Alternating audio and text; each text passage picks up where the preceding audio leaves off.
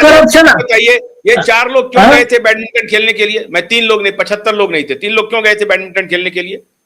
ठीक है, जो गलत है तो क्यों गए थे सरकारी अधिकारी के साथ बैडमिंटन खेलने के लिए?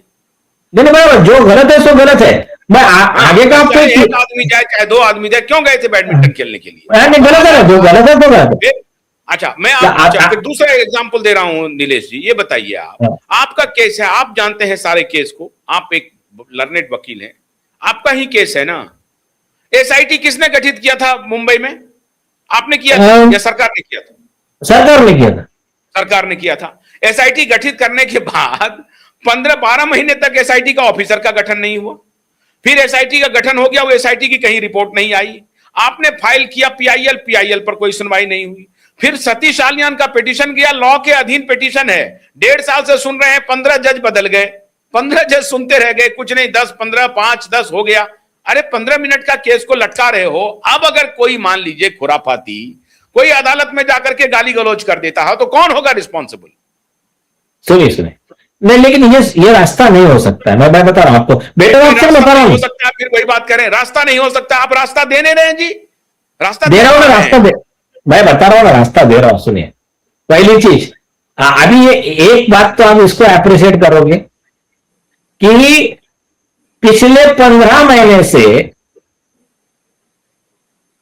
आपके विकास सिंह साहब जो सुप्रीम कोर्ट बार एसोसिएशन के चेयरमैन है, वो पटना कोर्ट से सुशांत सिंह केस के पेपर, जबकि वो सुशांत सिंह के पिताजी के वकील है। वो क्या चेयरमैन है वो? मैंने उनको फोन किया था, आइए हमारे चैनल पर बताइए, भाग गए वो। हिम्मत नहीं है फेस करने के लिए। फेस करें वो विकास सिंह साहब, बड़े वकील बनते हैं तो बताएं वो। आप, लेकिन अभी उनको पेपर नहीं मिल रहा है 15 दिन से, बल्कि 15 महीना से पेपर नहीं मिल रहा है उनका, सब चुप है 15 महीने से। किसको? सुप्रीम कोर्ट बार एसोसिएशन के चेयरमैन को। तो मान, हाँ, तो और कौन है? सुशांत सिंह राजपूत के पिताजी के वकील है। इस देश में एसएसआर वॉरियर्स 5 करोड़ है, समझो, पूरे दुनिया में मिल के। आप ये केस में हम तो माननीय सीजेआई जी, इसमें आपको लगता नहीं है कि सुओ मोटो कॉग्निजेंस लेना चाहिए? आप विचार कीजिए। हाँ, तो यस, आप ये ऐसे सवाल पूछना चाहिए लोगों ने। हाँ, दूसरा पॉइंट बोलता मैं, आप एक देखो क्या है कि अगर जज ने गलत किया तो 2 ऑप्शन है आपके पास, या तो ऑर्डर को चैलेंज करो और उसके साथ में, या आप उस जज के खिलाफ में प्रोसिक्यूशन मांगो और उसका फॉर्मेट चाहिए होगा तो इंडियन बार की वेबसाइट पे जाइए। हाँ, डिले होगा, करप्ट जज, करप्ट वकील, दलालों की लॉबी, ये आपको तकलीफ देंगी, आपका मैटर जज के खिलाफ कंप्लेंट करेंगे, आप पर दबाव आएंगे, आपको कंटेम्प्ट की धमकी देंगे। डरने का नहीं, क्योंकि किसी को न किसी को सामने आकर ये पापियों का ये चक्र तोड़ना ही पड़ेगा।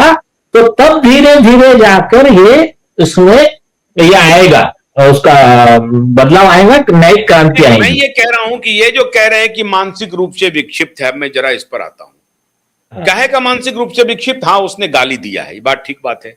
तो गाली का तो साहब हमारे यहां अजीब अजीब तरह की परंपरा है। एक हास्य विनोद का प्रोग्राम चलता था बनारस में, उसमें गाली दे करके प्रधानमंत्री को बुलाया जाता था मंच पे। मैं अब लार्जर पर्सपेक्टिव रख रहा हूं आपको। भाई, गुस्से का प्रकटीकरण गाली है ये। वो क्या करेगा? एक आदमी मान लीजिए परेशान हो गया है, वो एक तो इतनी बड़ी हिम्मत की सुप्रीम कोर्ट वो आदमी पहुंच गया साहब, मैं हैरान हूं। उसको आप मानसिक रूप से विक्षिप्त कैसे कह रहे हैं? सुनिए, मैं आपको इसके आगे की बात बताता हूं। आपके ना, आप कुर्सी पर से गिर जाओ, एक ऐसी बात बता रहा हूं मैं आपको। उनको भेजा है मैंने, आप डिस्प्ले पे दिखाइए। ये व्यक्ति है ना, अगर ये व्यक्ति मानसिक रूप से अगर विक्षिप्त है, हाँ, ये पता है कि एक लेडी एडवोकेट को, एडवोकेट शिल्पा मसाल करके है, मासाल, कल्याण कोर्ट का डिस्ट्रिक्ट एंड सेशन जज मुड़े करके है, वो कमर के नीचे की गंदी गंदी गालियां दे रहा है ओपन कोर्ट में।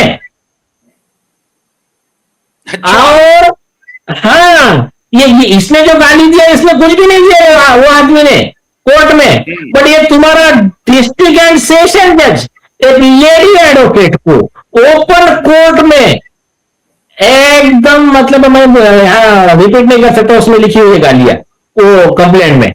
अच्छा सुनो आगे का, इसका शॉकिंग बताता हूं मैं। उसने गाली दिया ओपन कोर्ट में, जो भी बोला साली हरामी बोल, हाँ लेडी लेडी एडवोकेट को। आगे सुनिए। नहीं, लेडी उसके बाद लेडी जज को, लेडी एडवोकेट को, उसके बाद में वो उस बार के सीनियर लेडी जो अदर एडवोकेट्स की टीम है बार की, वो गए जज के चेंबर में, पूरा वीडियो रिकॉर्डिंग है, वहां पर वो बोल रहे हैं हाँ मैंने दी गाली, क्या कर सकते कर लो। अभी और ये इन्होंने कंप्लेंट दी है चीफ जस्टिस को।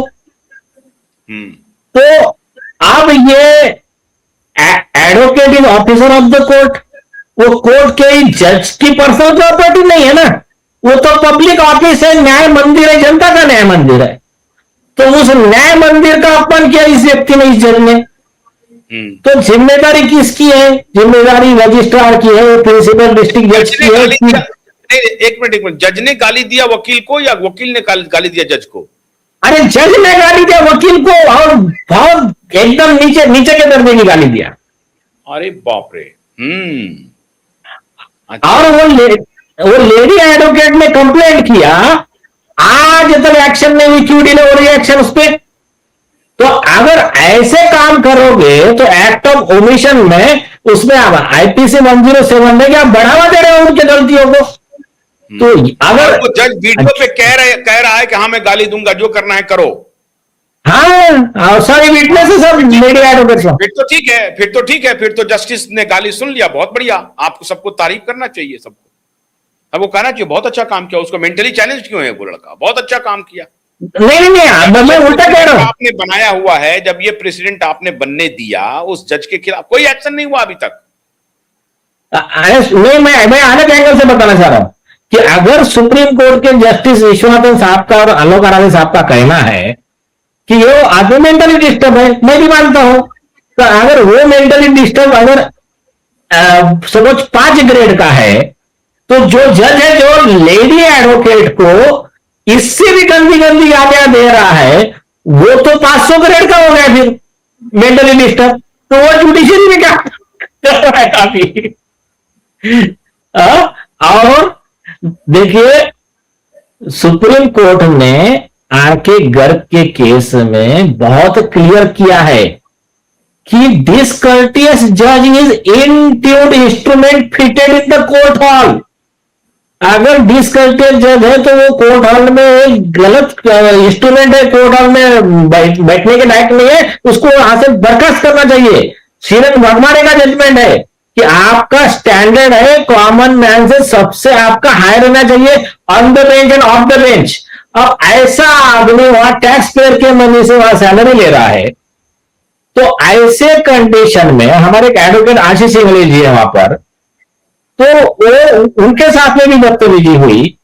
तो ऐसे जज के ऊपर अगर आप कार्रवाई करने से डिले करोगे तो आप लोगों का न्यायपालिका का विश्वास आप ये डगमगा रहे हो, मतलब ये कर रहे हो, कम कर रहे हो, और फिर इसके बाद में फिर जो होगा ये न्यायपालिका की साथ गिरेगी, उसमें सबसे बड़ा योगदान आप लोगों का रहेगा।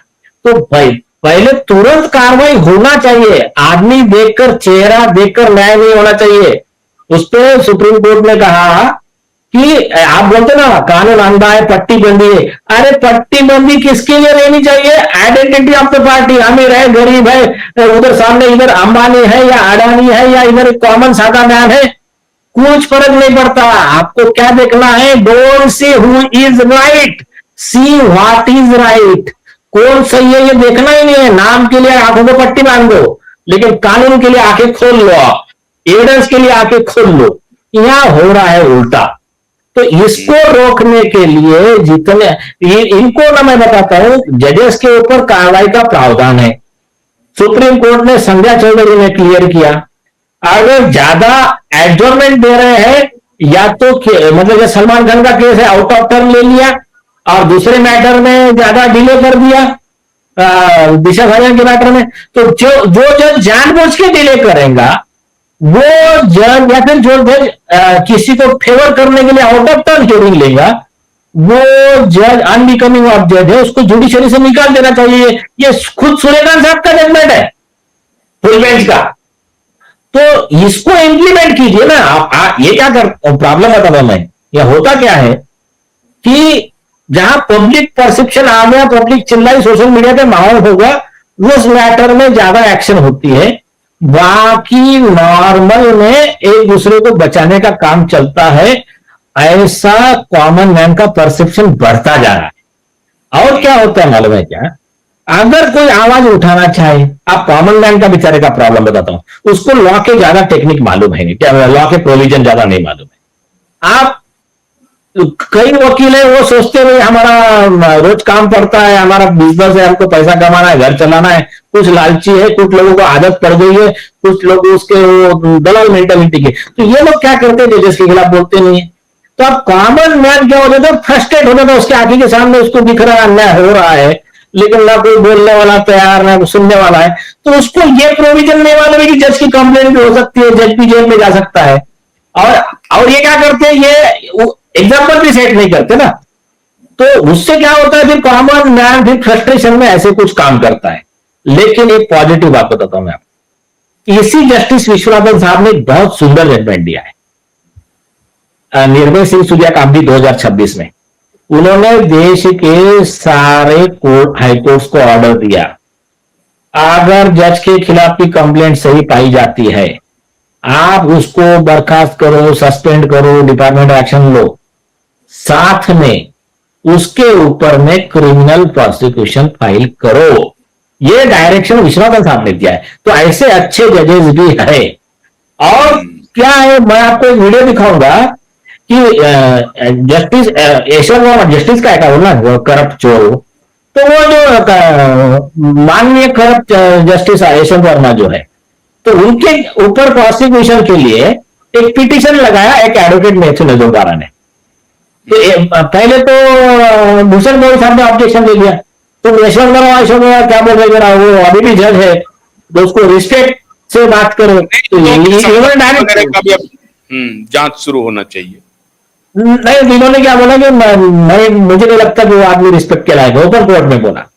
सेकंड बार ये मैटर आया जस्टिस दीपांकर दत्ता जी के कोर्ट में, तो अभी आप एक गौर करो, इतना करप्शन आंखों के सामने दिख रहा है, आपको तो गुस्सा आना चाहिए, आपने 100 तो प्रोसिक्यूशन ऑर्डर करना चाहिए, तो वो इनको डांट रहे। मतलब आप बताओ मेरे को कि ये इसमें कंप्लेंट का कॉपी कहां है आपका, पुलिस के पास भेज दिए वाला, ये बताओ। अरे ये बताने की उनकी जरूरत क्या है, आपका जिम्मेदारी है।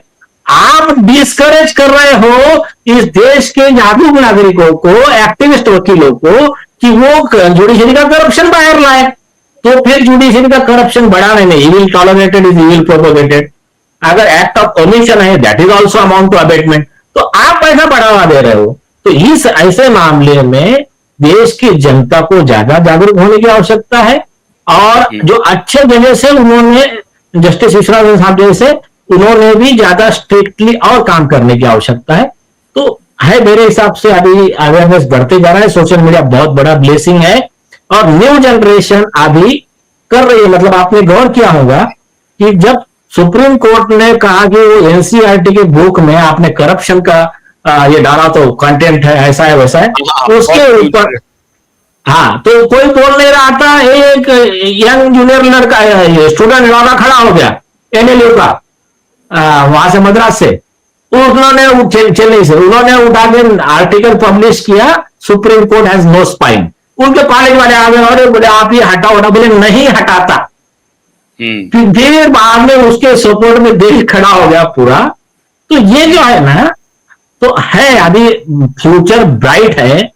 ये जो भी क्या है कि जब वो घना अंधेरा तो सोच लो होने वाला है सवेरा। चिंता मत करो, है मतलब क्रांति ऐसी आती है। ठीक है। हाँ। बहुत बहुत शुक्रिया नीलेश ओझा जी। इसलिए कल जब मैं इस पूरे प्रकरण को देख रहा था तो ये मानसिक रूप से विक्षिप्त कह करके जो उनको इसको अंडर द कारपेट डालने की जो पूरी योजना है वो नहीं होना चाहिए। गलत है, एक्ट गलत है, ऐसा नहीं होना चाहिए था, हम सभी कहते हैं, और ये बिल्कुल गलत बात है। लेकिन ये भी एट द सेम टाइम न्यायपालिका के प्रति लोगों का भरोसा टूटता जा रहा है और भरोसे को बहाल करने की जिम्मेदारी न्यायपालिका की है। और अगर न्यायपालिका इस भरोसे को बहाल करने में अक्षम रहती है तो फिर इस तरह की घटना को फिर आप रोक नहीं पाएंगे, आगे भी होती रहेगी। आप ध्यान रख लीजिए, अगर आप इस तरह की घटना को रोकना चाहते हैं तो आप कम से कम अपने अंदर तो सुधार करना पड़ेगा। यह मुमकिन नहीं है कि जो केस 15 मिनट में सॉल्व हो सकता है उसे 15 महीने 15 साल तक लटकाए रखें। यह नहीं चल सकता है। और अपने ही करप्शन को आप दबाए रखें और फिर आप लोगों से अपेक्षा करें कि आपके प्रति इज्जत और सम्मान से रहे, ये मुमकिन नहीं है। बहुत बहुत शुक्रिया। नमस्कार।